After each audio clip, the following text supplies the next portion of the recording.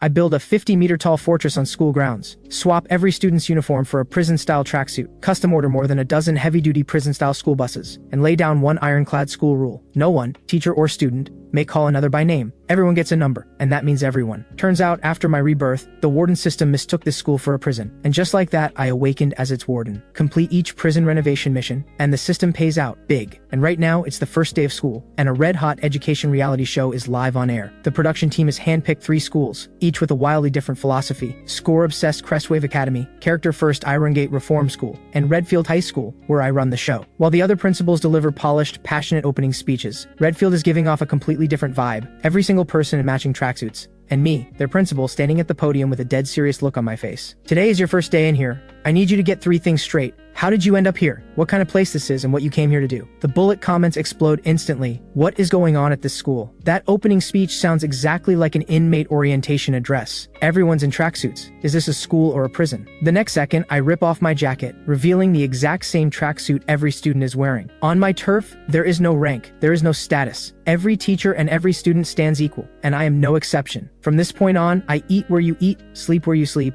and you can call me Zero, your head inmate. Meanwhile, back in the studio, Professor Whitney watches the footage from Redfield High School and is first to speak her mind. In my view, this new Principal Kane is clearly an amateur. Equal footing between teachers and students sounds lovely, but without authority, how do you control teenagers? Take Crestwave Academy. Teachers need real power to drive real results. And right now at Crestwave, every student is holding a textbook, uniform pressed and perfect. Nearly every one of them in glasses, hairstyle like they were stamped from the same mold. Professor Whitney continues, that right there is the difference between schools. Principal Chen of Crestwave is an old friend. I helped build the Crestwave method from the ground up. Her method is the best fit for students, full stop. A 94% Tier 1 university acceptance rate, that's all the proof you need. The comment section splits in 2 the moment she finishes. Some agree. Professor Whitney is right. Only a system pushed to the absolute limit gets students into top universities. Others push back, this system is brutal. Just watching it makes me feel suffocated. The mixed reactions are soaked in frustration, a quiet anger at a system no one quite knows how to fix. The host narration rolls on as the live feed cuts to Irongate Reform School. The students on the field are a sea of color. Forget a uniform dress code. You'd be hard-pressed to find a single head of natural black hair. Ask them why and the answers are creative. Poor nutrition turned my hair yellow on its own. Or, I have albinism and can't afford to dye it back. Principal Way of Irongate holds firm to a people-first, lesson-second philosophy, and he has turned more than a few troubled kids around with noticeably better results than his predecessor. The contrast between all 3 schools on screen sends the bullet comments into a frenzy. People-first education, let's be real, it just means keeping problem kids from causing trouble. Graduates from that place are lucky to get into a community college. Imagine being reborn ready to take on the world, and waking up on the floor of a school bathroom not even knowing who your dad is. Others point out that Irongate students may not score the highest, but compared to Crestwave, the pressure is worlds apart. Sure, some might end up in a juvenile facility, but none of them are going to jump off a rooftop. Soon, all 3 opening ceremonies wrap up. The moment I step off the stage, the system pings. Mission recognized. Inmate orientation address. Complete. Reward 300,000 in prison renovation funds. But before I can even think about my next move, the production crew pulls me in for student interviews. Principal Chen of Crestwave walks the camera crew straight to a pre-selected student rep. Facing the camera, the student speaks with polished confidence. Getting into Crestwave Academy is the best opportunity of my life. Under Principal Chen's guidance, I know we'll carry on the legend our seniors built. Follow Principal Chen's lead, and the next student heading to a top university. That's me. Back in the studio, Professor Whitney can barely contain her praise. The Crestwave method delivers results instantly. The opening ceremony isn't even cold yet, and it's already working. Special guest Hector, former top exam scorer, nods along. Yeah, seeing him is like looking at a younger version of myself. Professor Liu, seated in the center of the panel, sits in complete silence, holding an awkward smile and nothing else. The live comment section is far less impressed. This is so staged. 2 out of 3 panelists have direct ties to Crestwave Academy. Wasn't this supposed to be a random interview? That kid clearly rehearsed every word. Over at Irongate, the student interview segment is a complete disaster. The students have already scattered. Some are openly playing games on their phones. The camera crew weaves through the crowd, and not a single student volunteers to talk. The crew leader turns to me. Principal Kane, have you prepared any students to speak on camera? I answer without hesitation. No, just pick someone at random. I want to hear what they actually think. The crew leader winces. This is a live broadcast. If a student says something off, it could seriously hurt the school's reputation. I let out a tired smile. That's exactly what makes it real. My job is to be accountable to my students, not to my image. Education doesn't need to chase appearances. I hand him a list. No names on it, just numbers, packed wall to wall. The crew leader stops arguing and picks one at random. Will student 4399 please come forward? A girl steps up almost immediately. She wears the same tracksuit as everyone else, but the holes in her shoes tell a different story. She's clearly never been in front of a camera before. Her whole body stiffens with shyness, but she takes a breath and pushes through. Hi everyone, my name is Lee. Oh wait, I'm student 4399. fine. I transferred here this school year as a senior. I remember her. She used to attend a school in a township about 20 kilometers away. But as the older generation of teachers retired, the new ones were poached by schools like Crestwave, and the township's only high school had already been shut down 10 years ago. She spent her freshman and sophomore years boarding alone at a school over 100 kilometers away. It wasn't until Redfield High School opened this year that her family finally brought her back home to the county. The reporter steps in. Student 4399, we'd like to know, does the prison-like environment here bother you?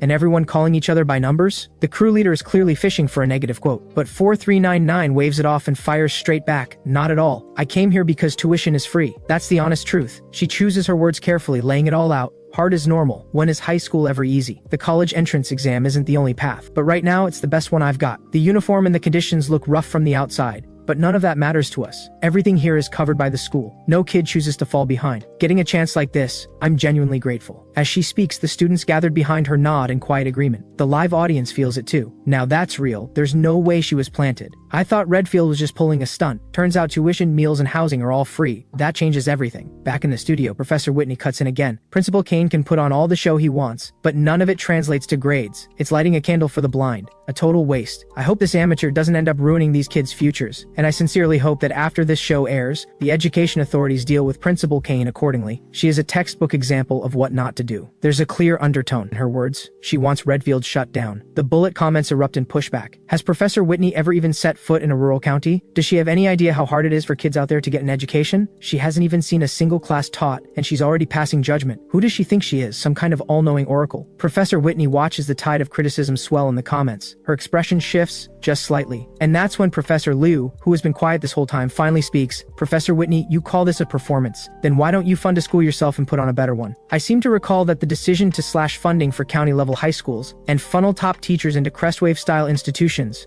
was your recommendation, wasn't it? You helped create this crisis. What right do you have to criticize Principal Kane? Professor Whitney doesn't flinch. Yes, that was my recommendation, and the results speak for themselves. Let's talk numbers. Haven't students from rural counties seen significant score improvements? Haven't they received a better education? The facts prove it. The Crestwave method is the best educational approach for students across the board. Are you really saying, Professor Liu, that Principal Kane's Circus Act is going to deliver better outcomes? These are two highly educated academics. Their argument is anything but simple venting. Professor Liu reaches into his bag and pulls out a thick stack of documents. You want data, Professor Whitney? Here's your data. Adolescents in high-pressure environments show an average 6 to 8% reduction in hippocampal volume after puberty, directly impairing memory retrieval. Students studying more than 60 hours per week consistently score lower on academic potential assessments at the university level, with some cases showing a gap as wide as 37%. Follow-up studies on Crestwave graduates show that 55% suffer from psychological issues, severe myopia, and other symptoms of what we call college exam syndrome, and 62% of those cases have developed into lifelong chronic conditions. As for the tragic incidents that have occurred at Crestwave, I'll leave those unspoken. I don't know if Principal Kane's approach is the answer, but the Crestwave method is absolutely not. Professor Whitney has no reply. She clearly isn't unaware of these facts. The bullet comments pour in with agreement. This is what it looks like when educated people argue.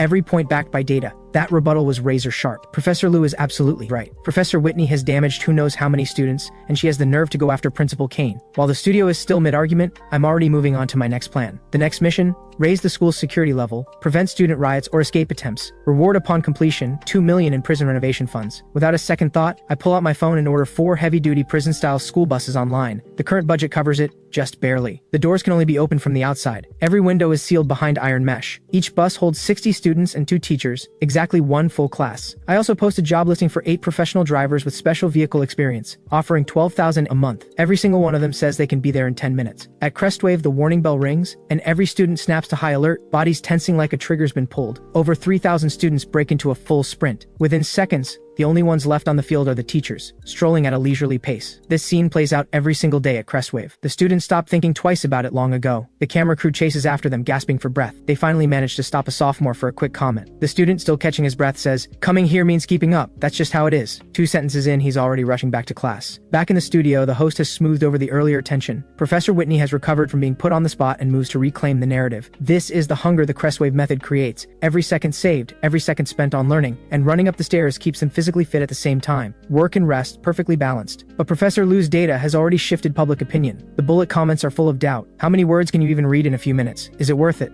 What happens when that stampede up the stairs causes a crush? Do the teachers care at all about student safety? These kids are running on empty. How are they supposed to study like that? Professor Liu looks like he's had enough. He opens his mouth, but the host cuts him off. Professor Whitney makes excellent points. Now let's check in on morning reading time at our other two schools. Cut to Iron Gate Reform School. The campus looks like a battle royale. Teachers are hunting for their students in every direction. Sure enough, tucked behind some bushes near the garden, the head supervisor finds two freshmen crouched down playing on their phones. The moment they realize they've been spotted, they bolt. The supervisor launches into pursuit. Two freshmen are no match for a former military man. They're hauled off to the discipline office in no time. Professor Whitney nods approvingly. That kind of firm discipline is exactly what it takes to bring troubled students back on track, step by step. Meanwhile at Redfield, all 4 prison-style school buses and their drivers are ready and waiting. Before the students board, I issue a new school rule. Effective today, every student at this school, no matter where on campus you need to go, must ride one of these 4 buses behind me. They will run on a fixed schedule between the cafeteria, the sports field, the dormitories, and the classrooms. Service runs until lights-out curfew every night, with at least 1 bus at every stop at all times. All classes form an orderly line and board your bus. I pause, then continue. Redfield High School may have aging buildings, but this campus is large, nearly a full kilometer between the classrooms and the dorms. I agree that every minute should count toward learning, but not by squeezing students dry. The school's job is to provide the basics so students don't have to waste time on them. If students don't even have time to use the bathroom, that's worse than a real prison, and it has nothing to do with education. With these buses, students don't have to waste a single step. The internet loses it again. Those aren't school buses. Those are prison transport vehicles. Principal Kane does not hold back. Those buses alone cost a fortune. A prison-style school. The drama just keeps delivering. But inside the buses, the students are buzzing with excitement, leaning over to whisper to each other. Honestly, my hometown doesn't even have public buses. I never expected Principal Kane to do something like this for us. In the studio, Professor Whitney has clearly seen enough. She shakes her head. Spending money like this, is Principal Kane just burning through school funds for attention? This is pure grandstanding. I'd argue the opposite, comes the reply. Investing in these buses shows that Principal Kane actually pays attention to what students genuinely need. Plenty of schools pour money into indoor stadiums and swimming pools. Everyone here has been through high school. Be honest with yourself. How many times did you actually use those facilities? They sit locked up all year. Now that's grandstanding, just to impress the higher-ups. The bullet comments flood in with agreement. Exactly. Spending on things students never use. What's the point? These buses get used every single day. Professor Whitney just finds fault with everything. She's not being objective at all. Professor Whitney is so good at finding flaws. Next time I eat fish, I'll invite her over to pick out the bones. The 2 professors in the studio are still going at it, and they end up dragging in Hector, Crestwave's former top exam scorer, who's been sitting quietly nearby. Professor Liu turns to him. Hector, you graduated high school not too long ago. If your school had buses like these,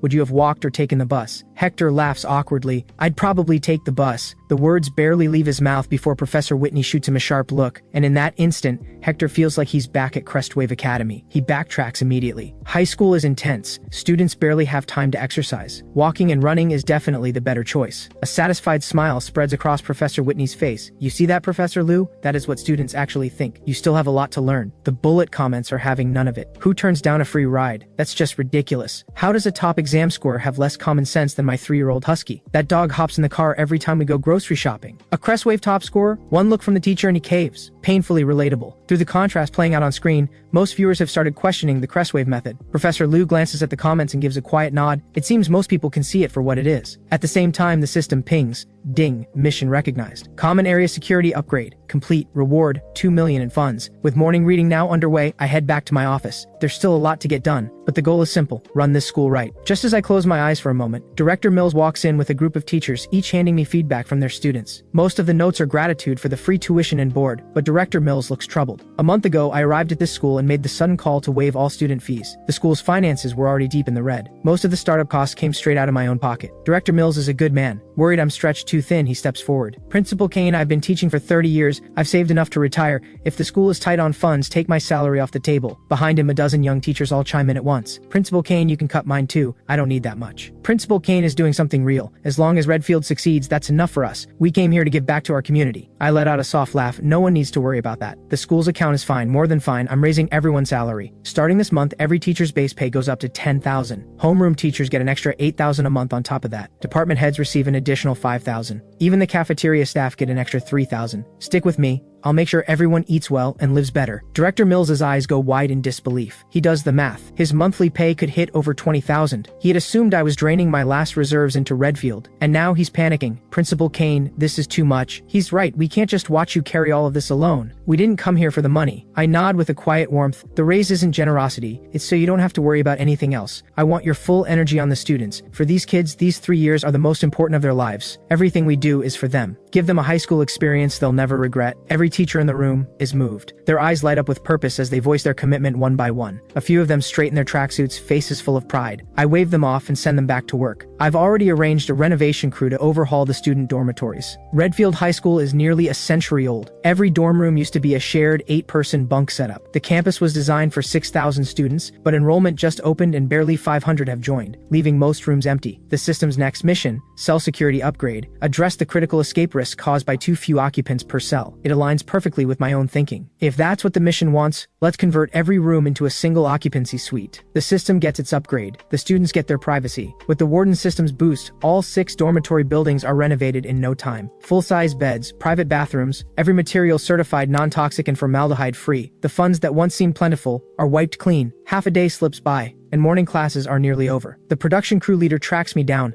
hoping to get permission to film inside the student dorms during lunch break. The same request was made at Crestwave. The crew leader there hesitated, unsure how to bring up student privacy. Principal Chen waved it off without a second thought. No issue at all. Student privacy just means students hiding things they shouldn't be hiding. We have dedicated dorm supervisors who do unannounced room checks during rest hours. Film whenever you like. Back in the studio, Professor Whitney is off again. I think Principal Chen handles this brilliantly. Unannounced room checks by dorm supervisors. At the high school level, some degree of privacy sacrifice is entirely necessary to maintain academic standards. The bullet comments explode into debate. I agree. Bad habits don't just hurt you, they affect your roommates. My son has zero privacy. I took his bedroom door off the hinges. He's been top of his class every year since. That is a violation of a child's basic human rights. The feed cuts to Redfield. The crew leader puts the question to me, and I don't hesitate. This involves student privacy. It's not our place as teachers to decide. Go talk to the students directly. Our dorms are single occupancy. The new room assignments will be finalized before lunch. The crew leader blinks. Single occupancy rooms? He has never heard of a high school with private rooms for every student. The live comments detonate. Is this really a high school in this country? Single rooms? These are private suites. Principal Kane does not hold back. Everything this man does catches me off guard. He's the only principal who treats what students want as a top priority. Absolute respect. Professor Whitney frowns again. This is Principal Kane's biggest mistake yet. These are minors, every one of them under 18. Self-discipline is already a struggle at that age. If they're all hiding in their rooms playing around at night,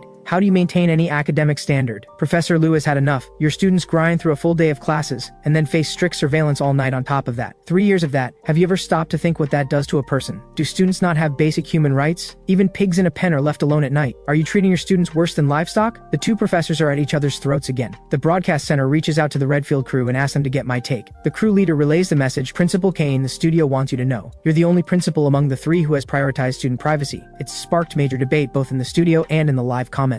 A lot of viewers want to know why. I don't pause for even a second. My answer is simple. Students are people. They have the right to privacy. And to any parent who disagrees, I want to say this. If you don't treat your child like a person now, they won't become one. Animals have no privacy and no sense of dignity or shame. They don't understand right from wrong. So what exactly are you raising? A person or something less? That kind of education isn't developing students. It's destroying them. The words send shockwaves through the internet. The bullet comments flood the screen. I'll admit I was too quick to judge. I thought Principal Kane was just pulling stunts for attention. I had no idea he had a real philosophy behind all of this. I'm genuinely in awe. If only there were more educators like him. In the studio, Professor Whitney presses on. Professor Liu, you claim our model harm students. Yet Hector, who came out of Crestwave as the top exam scorer, is still ranking at the top of one of the nation's best universities. That's your so-called harm? Professor Liu stays calm and turns to Hector instead. Hector, I want to ask you something. Do you feel like you have independent thoughts of your own? Hector flinches, then fires back. Of course I do. But Professor Liu raises a hand to stop him. Hold on. This show has been running all day and I've been watching you. Every single time before you speak, you glance at Professor Whitney first. Have you noticed that yourself? We all know from the introduction that Professor Whitney was once your teacher, but that was 3 years of high school ago. And you're still afraid of her. You still can't face her as an equal. That alone tells us how much damage was done. Hector listens and something shifts inside him. This reflex, this involuntary habit, he had never once noticed it in himself. At that moment, the studio's large screen replays my words. If you don't treat your child like a person now, they won't become one. The words sink into all 3 panelists. Professor Whitney smirks and tunes it out, but Hector freezes. his expression unreadable. Professor Liu lets out a warm laugh. Beautifully put. Hector, you heard what Principal Kane just said. Be honest with yourself. Do you think you're an adult with independent thoughts right now? The question lands and Hector's mind goes blank. Out of instinct, his eyes flick toward Professor Whitney, and the moment he realizes what he's done, he freezes again. Then slowly, he lowers his head. On the other side of the city, I have no idea any of this is happening. After the interviews wrap up, I call a brief meeting with the homeroom teachers. I normally can't stand the constant cycle of big meetings and small meetings, but the school is still in its early days, and we only meet when it actually matters. Today's meeting is to set a new plan in motion. Meanwhile, students at all three schools finish their morning classes and enter their first ever lunch break. The cafeteria at Crestwave is every bit as on brand. Students lined up in perfect rows, one hand holding a tray, the other gripping a book, quietly reciting. Motivational banners line the walls. Lunch break is exactly 10 minutes. Boys and girls alike eat like they haven't touched food in days. The moment they finish, they race each other to the dorms, because anyone not lying in their bunk by the designated time faces serious consequences. With permission secured, the camera crew has already set up in the dormitory building. Dorm supervisors patrol the hallways outside, and even students who step out to use the bathroom get questioned. Back in the studio, the panelists have finished their own lunch and are starting to fade. But Professor Whitney is still sharp as ever. I'm sure viewers can see it. Every corner of Crestwave runs on precision and detail. Students shaped by this environment develop the habit of fighting for every second. That is what education looks like. A habit like that will serve them for the rest of their lives. Professor Liu doesn't argue back. Instead, he turns to Hector with a look of quiet concern. Hector, you mentioned your stomach was bothering you before lunch. Are you feeling better? One simple question. It says everything about what the Crestwave method costs. Hector manages an awkward smile and thanks him quietly. Professor Whitney starts to respond. The host steps in. Let's check in on the other school's lunch break. The camera cuts to Irongate, where students drift lazily through the dormitory hallways, occasionally jumping up to touch the ceiling just for the fun of it. The crew pushes open a dorm room door. It's a massive 40-person shared space, and the smell hits them immediately. The camera operator doesn't step inside. The lens swings away. Nearby, a discipline teacher is conducting a spot check on the freshman's luggage, with the student's consent, looking at how things are stored. One bag gets opened, and everyone goes quiet. It's packed with exercise gear and training equipment. Study materials? Barely a trace. The discipline teacher stares at the contents. This is an arsenal. But just when the bullet comments expect an explosion, the teacher doesn't make a scene. Not at all. The comment section erupts. That is not a student dorm, that is a weapons depot. I wouldn't even be surprised if they pulled out a submachine gun next time. I'm dying. Being a teacher at that school might actually be dangerous. In the studio, Professor Whitney provides some context on Irongate Reform School. Irongate is the most well-known youth behavior correction institution in this city. Many parents, once they realize their child has gone off the rails, will do whatever it takes to get them enrolled. These are kids who need firm discipline, more than most. Over time, they learn to follow the rules and grow into people who contribute to society. She sneaks a pointed glance at Professor Liu as she finishes, waiting to see how he'll push back. Professor Liu doesn't take the bait. He just says calmly, the reason most of these kids ended up this way traces back to their families. Kids like this need understanding and respect above all. I believe that under Principal Kane's approach, they would thrive. The feed switches to Redfield, where the prison-style school buses roll to a stop outside the dormitory building. Students step off, full and relaxed. The once worn and dated dorm building has been transformed. A homeroom teacher leads a group of boys to their new room assignments. The camera crew talks to one of the students and gets permission to film inside his room. The student is 9527. He just turned 18. Most kids his age are already in university. He's only getting his shot at high school this year. His parents died when he was young. He's been raised by his grandmother. He couldn't stand watching her bent over the fields every day, worn down to nothing. So he dropped out early and went to find work on his own. But his grandmother's one wish, the wish she has carried her whole life, is to see him earn a university degree. It wasn't until Redfield announced it was waiving all tuition, meals, and housing that he finally came back to school. He holds this chance like something he might break. Facing the camera, 9527 laughs a little awkwardly. It's a free dorm, so I wasn't expecting much. Whatever the conditions are, I'm just grateful to Principal Kane for giving me this chance. But when the camera crew follows him through the door, everyone stops. While 9527 is still standing there stunned, the homeroom teacher presses a card into his palm. That's your room key card. Take care of it. Getting a replacement is a hassle. 9527 stares at the teacher, barely processing there are no other students, just one bed, this whole room is mine. Behind him, the other students erupt in excitement. 9527 drifts out with them and the door swings shut. He stares at the key card, then at the door, no keyhole anywhere. He has no idea what to do. Just as he's debating whether to chase down the teacher and ask, a large hand closes around his wrist. The hand guides his card to a panel on the door. Touch it here, it'll open. A soft beep and the door clicks open. 9527 spins around to say thank you and freezes. The person in the tracksuit is Principal Kane. He snaps to attention. Principal Kane, hello, I'm 9527. This is my room. I give his shoulder a light pat and smile. Good to meet you. I'm next door. We're neighbors now. Look after each other. The camera crew captures every second of it. The bullet comments wash over the screen like a tide. In the studio, even Professor Whitney's jaw drops, but the bigger surprise is still coming. Every student room has been fitted with an AI device. 9527 is just settling in for a rest when a calm electronic voice speaks up. Hello, 9527. I'm your AI voice assistant, Monochrome. Please say something. I'll register your voice print. 9527 jumps. What is that? Voice print registration complete.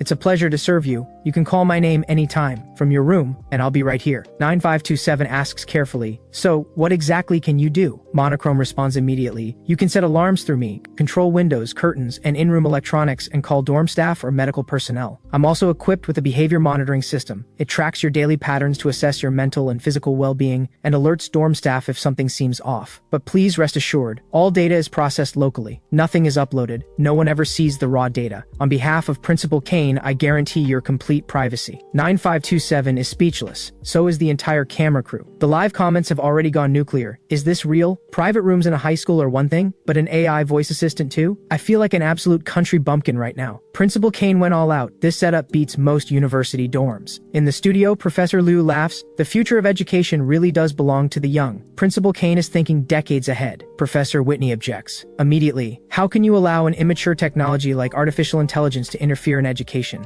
Analyzing student behavior requires deep human understanding and care. I don't trust a machine to handle that. Professor Liu shakes his head. It's a smart speaker in a dorm room. You're acting like it's a threat. Faced with something this forward-thinking, should I call you blind or just stubborn? Professor Whitney shoots to her feet, voice rising. Professor Liu, that is completely out of line. This is high school education. It shapes these students' entire futures. Is this any time for reckless experimentation? She has no idea what she's risking. One mistake, and she could ruin these students' lives forever. Eventually, quiet settles over the dorms at all three schools. Out of respect for rest time, the camera crews wrap up their filming. I use the lunch break to catch up on the live broadcast. I hear what Professor Whitney's been saying. It doesn't bother me. I have nothing against her personally, but her outdated philosophy belongs in the trash bin of history. The show's numbers, though, have blown past anything I expected. Over 3 million viewers watching simultaneously, crushing every other platform to claim the top spot. Coming in second is a top-tier streamer, who also has the show pulled up on his screen. His own live audience tops 1 million. I click into his stream. He's holding an oversized bowl of food, chopsticks pointed at the screen. Honestly, I wasn't expecting much from this show. Thought it was just going to be a Crestwave Academy promo documentary. But Redfield High School, Principal Kane, the entertainment value is off the charts. He's going up against the Crestwave method at every single turn. The drama is incredible. And those two professors going at each other, great content. I am here for it. He pauses, then continues. Look, I only made it through middle school. I'm just a pig that caught the right wind and flew. No deep thoughts here. But watching both sides argue, they both kinda make sense to me. That lands with the audience. Exactly. It's a clash of philosophies. I don't pretend to understand all of it. I just want to see what Principal Kane pulls off next. You're such a fan of Principal Kane and you never finished high school. Why not enroll at Redfield and stream the whole thing for us? Ha! That comment is gold. The real question is whether Principal Kane accepts academic slackers. The streamer isn't wrong. If I'm being fair, high school education doesn't normally draw this kind of attention. Even I have to admit, I'm the one who turned the show into the spectacle it is. I'm still thinking it over when someone knocks on my dorm room door.